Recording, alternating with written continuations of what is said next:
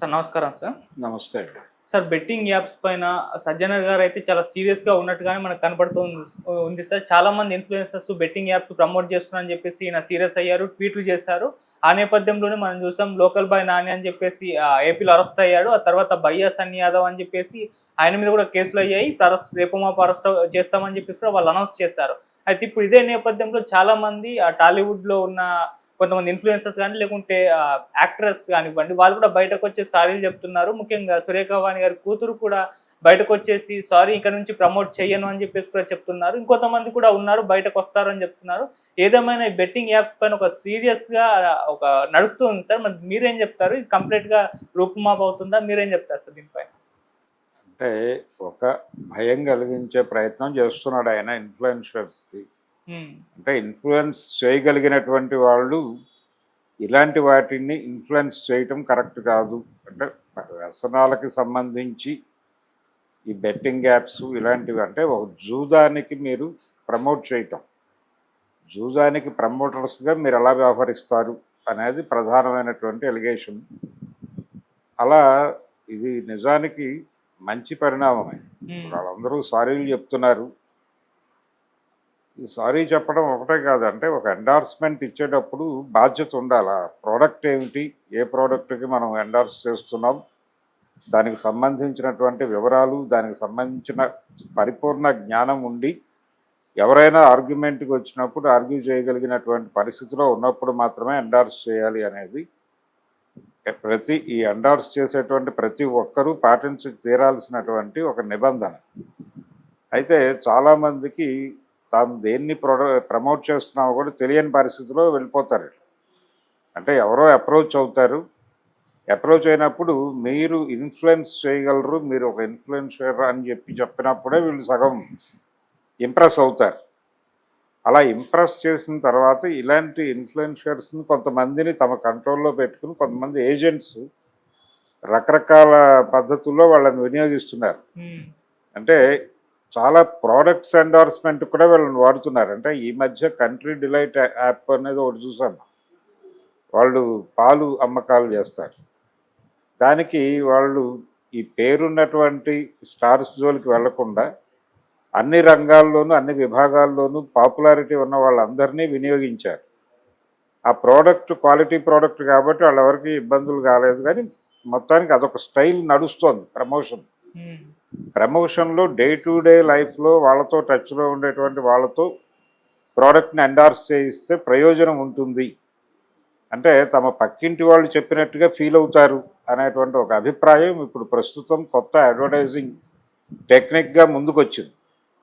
ఈ కొత్త advertising technique ఎప్పుడైతే మార్కెట్లోకి ఎమర్జ్ అయిందో అప్పుడు వీళ్ళ ప్రమేయం పెరిగింది. అంటే సోషల్ మీడియాలోను ఇతరత్ర డిజిటల్ కంటెంట్ క్రియేటర్స్, ఆ డిజిటల్ కంటెంట్ క్రియేటర్స్ మీద ఈ అడ్వర్టైజ్మెంట్ ఏజెన్సీల కళ్ళు పడుతున్నాయి.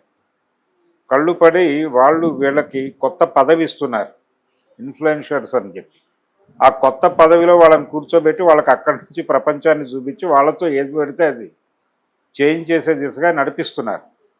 ఇక్కడ అప్రమత్తంగా లేకపోతే ఇలాంటి బెట్టింగ్ యాప్లు కూడా అనుకోకుండా ఏదో ఒక మూడ్లో దాన్ని ఎండార్స్ చేసి ఎక్కడో చోట ఇరుక్కుని ఇలా సారీ చెప్పాల్సినటువంటి పరిస్థితి వస్తుంది. ప్రస్తుతానికి సారీల పర్వమే నడుస్తోంది. అరెస్టులు కూడా జరగచ్చు. అరెస్టులు చేయడానికి కూడా చట్టబద్ధమైనటువంటి అవకాశాలు ఉన్నాయి దానిలో. ఆ అవకాశాన్ని వినియోగించుకొని, అంటే మన దగ్గర చాలా బ్యాన్ అయి ఉన్నాయి, లాటరీలు ఇవన్నీ బ్యాన్ అయి ఉన్నాయి. కానీ ఇతర ప్రాంతాల్లో ప్రభుత్వ లాటరీలు కూడా నడుస్తున్న ఏరియాల్లో మీరు అలాంటి ఎండార్స్మెంట్లు చేయటం తప్పేం కాదు, అది చెప్పుకోవచ్చు. కానీ ఇక్కడ అలా కుదరదు. మన దగ్గర కూడా గతంలో భాగ్యలక్ష్మి అని ఒకటి ఉండేది, అది క్లోజ్ అయిపోయింది, తీసేశారు. ఆ తర్వాత ఆ రకమైనటువంటి ఇవేవి లేవు, స్కీమ్స్ లేవు. ఇలా ప్రతి సందర్భంలోనూ చాలా చిట్ ఫండ్ కంపెనీలకి వాటికి కూడా ప్రముఖులు ఎండార్స్ చేస్తూ ఉంటారు.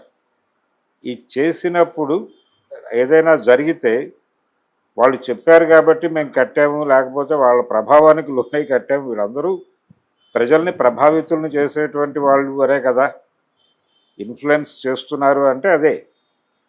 కాబట్టి బాధ్యతతో చేయాలంటే ఒక గురుస్థానం ఇస్తున్నారు వాళ్ళకి. గురుస్థానం ఇస్తున్నప్పుడు గురువు బాధ్యతగా వ్యవహరించి తీరాలి. ఆ బాధ్యత మీరినప్పుడు ఖచ్చితంగా వాళ్ళ మీద చర్యలు తీసుకోవటం అనేది తప్పేం కాదు, తీసుకుని తీరాలి. అంటే వ్యాపారాన్ని అభివృద్ధి చేసుకోవటానికి, వ్యాపారాన్ని ప్రజల్లోకి తీసుకువెళ్ళటానికి ఎండార్స్మెంట్లు అవసరమే, అది తప్పేం కాదు. కానీ ప్రాపర్ ప్రోడక్ట్ని మాత్రమే మీరు జనంలోకి తీసుకెళ్ళాలి. అంతే తప్ప ఏది పడితే అది చేసేస్తే కుదరదు. మీరు ఏది చెప్పినా జనం శిరోధార్యంగా స్వీకరించి దాన్ని భుజాన వేసుకుని ఆ తర్వాత నష్టపోతే మీరే ఖచ్చితంగా బాధ్యులు అవుతారు. మీరు చెప్పారు కాబట్టి వాళ్ళు చేశారు. ఈ పరిస్థితి నిజానికి మా సినిమా చాలా అద్భుతంగా ఉంది, నేను చాలా అద్భుతంగా నటించాను, ఈ సినిమా డెఫినెట్గా మిమ్మల్ని అలరిస్తుంది, కొత్త కంటెంట్ అని చెప్తూ ఉంటారు డైరెక్టర్లు.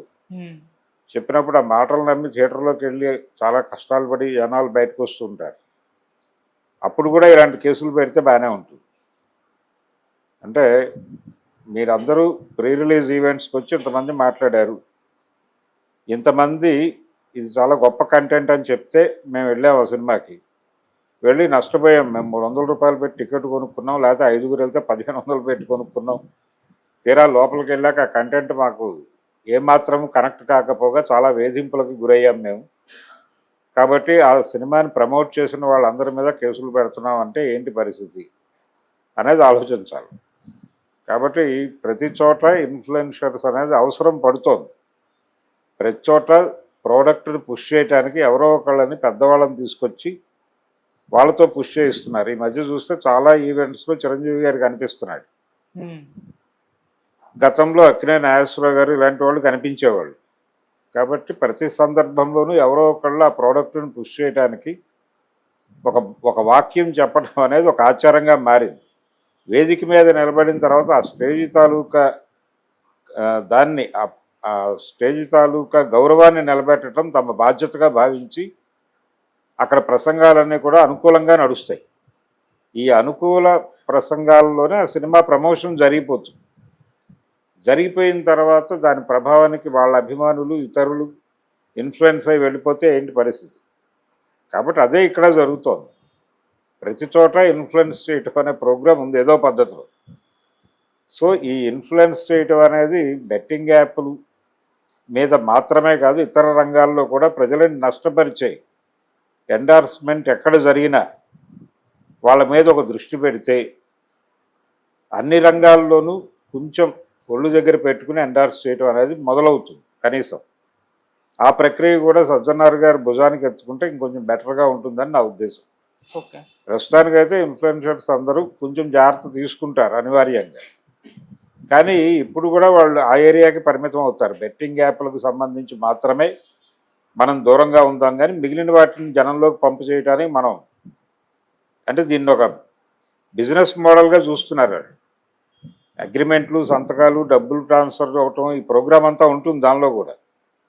కాబట్టి అనివార్యంగా ఇది ఒక వ్యాపార లావాదేవీకి వెళ్ళిపోయిన తర్వాత ఆ మధ్య చిరంజీవి గారు కూడా కూల్ డ్రింక్స్లో పురుగుల మందుల అవశేషాలు అని వచ్చినప్పుడు ఆయన ఇమ్మీడియట్గా ఆయన ఎండార్స్ చేస్తున్నటువంటి కూల్ డ్రింక్ దాని తాలూకా ఫ్యాక్టరీలకు వెళ్ళి వెరిఫై చేసి ఆ వీడియో అంతా తీసి మళ్ళీ మార్కెట్లో పెట్టి ప్రమోట్ చేశారు దాన్ని. అలా ప్రతి ఒక్కళ్ళకి తప్పదు ఈ కష్టాలు. స్మోకింగ్ యాడ్స్లో కూడా సినిమా యాక్టర్లు నటించేవాళ్ళు గతంలో. అలాగే పేపర్లో వచ్చేటువంటి యాడ్లో ఎస్వి రంగారావు గారు చాలాసార్లు స్మోకింగ్ యాడ్స్ ఇచ్చాడు. అది మరి ఆ రోజున ఉన్నటువంటి పరిస్థితులు, ఆ రోజున ప్రపంచం దాన్ని సీరియస్గా పట్టించుకోలేదు. కానీ ఇలాంటివన్నీ సీరియస్ వ్యవహారాలే. అంటే ప్రజల్ని తప్పుదోవ పట్టించే ప్రభావం వేసేటువంటి, తప్పుదోవ పట్టేలాగా ప్రభావితం చేసేటువంటి ఎవరినైనా ఏ పనినైనా ఆక్షేపించి వారి మీద కేసులు పెట్టే వ్యవహారం కనుక చేయగలిగితే ఖచ్చితంగా జనం నుంచి ఒక అప్రిసియేషన్ అయితే దొరుకుతుంది. కానీ ఇది అక్కడికే పరిమితం అయిపోతారా, మిగిలిన ప్రాంతాలకు విస్తరిస్తారా అనేది చూడాలి. Okay sir, thank you so much sir. Thank you.